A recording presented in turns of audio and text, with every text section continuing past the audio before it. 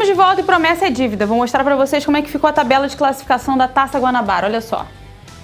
Fluminense com 14 pontos lidera aí, seguido pelo Vasco também com 14 pontos. Lembrando que a diferença é o saldo de gols. O Fluminense tem 8 gols, o Vasco tem 5.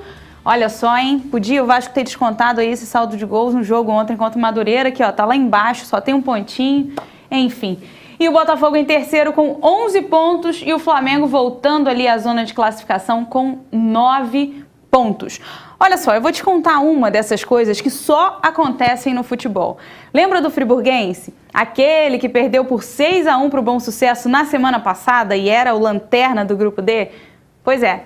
Depois de tomar essa goleada aí na rodada anterior, resolveu vencer o Macaé no sábado. Logo o Macaé, que estava aí tão bem na tabela, né? Sempre ali nas primeiras posições. Deu zebra, Luiz. O friburguense, pelo menos aquela história, jogando em casa, é um resultado que não deixa de ser um resultado normal. Embora o Macaé esteja fazendo campanha melhor do que o friburguense. A friburguense se viu saindo da zona de rebaixamento. O time da Serra tomou assim um refresco, né? Essa é a pura verdade. E deixou lá atrás, o América, que inclusive o América é o último colocado. A gente vai dar uma olhadinha nisso aqui agora na tabela. A Resende lidera com 15 pontos, seguido aí pelo Tigres com 11. E como o Luiz estava falando aqui, o América ó, lá embaixo com 5 pontos. Jogaram o Bom Sucesso de novo. E o Bom Sucesso na zona da degola. Na degola, exatamente. Agora, Amanda, só para ilustrar, o que aconteceu lá no Giulite Coutinho, o time do América, acabou o jogo, a torcida do América ficou revoltada com o resultado, saiu. Agora, e a torcida do América é composta 98% de idosos, né? Pra você ter uma ideia, gente muito maldosa, diz inclusive que o mascote do América tem mais de 60. Na melhor idade. É sexagenário.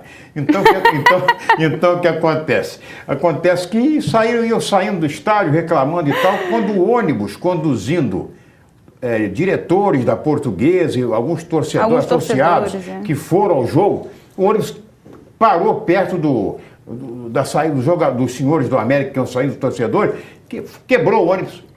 Quando abriu a porta que iam descer, os velhinhos do América pensaram que aquilo era uma agressão, que era briga que eles queriam.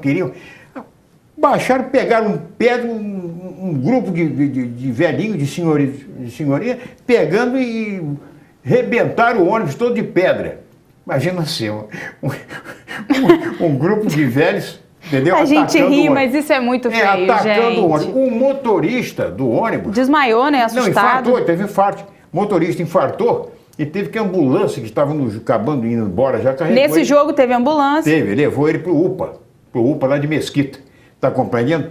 E quer dizer, foram parar na 53ª DP, o DP 53, como queiram, lá em Mesquita. Foi feita o BO, inclusive foi feita uma perícia no ônibus, né, tudo quebrado e tudo mais, depredado, né, por uma turba de velhinhos.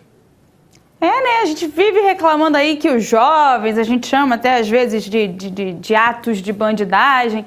Jamais esperaríamos que os velhinhos fizessem isso também, né? Exatamente, são coisas que acontecem no futebol, do Rio de Janeiro. Agora, a gente não queria tocar nesse assunto, mas a gente é obrigado, Amanda, a falar, a voltar, a famigerada porque a Série B é cheia de problemas. Imagina você, a Série C que vai vir aí. Meu Deus. Imagina. Então, o que aconteceu? A começar pelos campos, né, Milonga? Meu Deus do céu, você viu que o Bóvio disse aqui. Você não pode exigir um futebol bonito, com bola rolando, tocando para lá e para cá, com esquema de jogo sendo observado, com esquema tático, não pode nos gramados que são oferecidos aí, disponibilizados para... Tá quase igual as ruas da nossa cidade, né? Cheio de buraco. Exatamente, mas se tivesse igual as ruas de campo seria muito pior.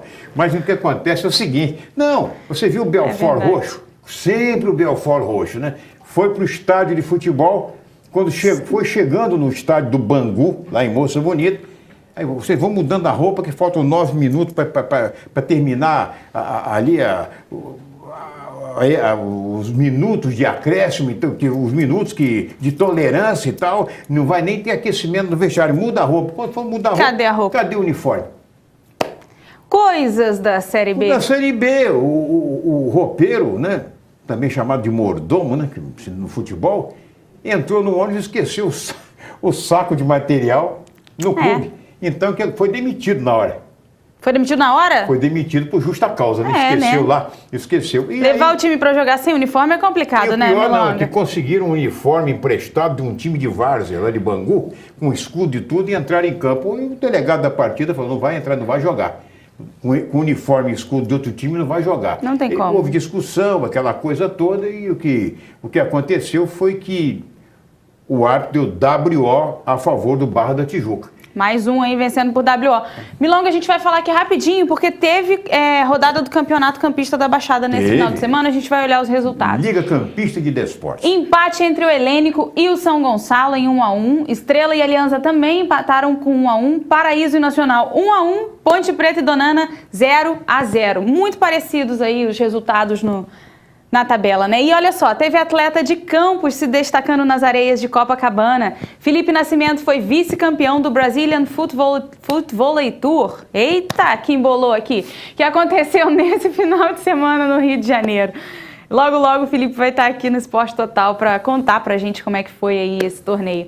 E na sexta-feira, Milonga, lembra que a gente trouxe aqui o Jaime Falcão para falar daquele jogo de futebol americano que ia acontecer contra o Blackstones ali de Itaperuna? Pois é, o Goitacai Indians, o time aqui da nossa cidade, venceu a partida por 7-2 e eles ainda conseguiram arrecadar aí mais de 50 quilos de alimentos que serão doados para o Asilo do Carmo. Mais uma vez eu parabenizo aí a toda a equipe do Goitacai Indians pela vitória e por essa iniciativa também. É o futebol americano crescendo aqui na nossa região, né, Milonga? Muito bacana essa iniciativa, crescendo. Isso é importante que outras modalidades de esporte voltem a acontecer em campos ou passem a acontecer como era antigamente, né? Só lembrando também, eu quero só, no encerramento, dizer que amanhã nós estaremos com todos os resultados da Copa de Master, né? Isso, a Copa Master. Aqui de Campos, e mandando um abraço para o pessoal do Limite, que é justamente o Clóvis e o Cláudio, que assistem o programa. O Cláudio, inclusive, assiste diariamente, e estão um pouco chateados porque o Limite estreou perdendo, né?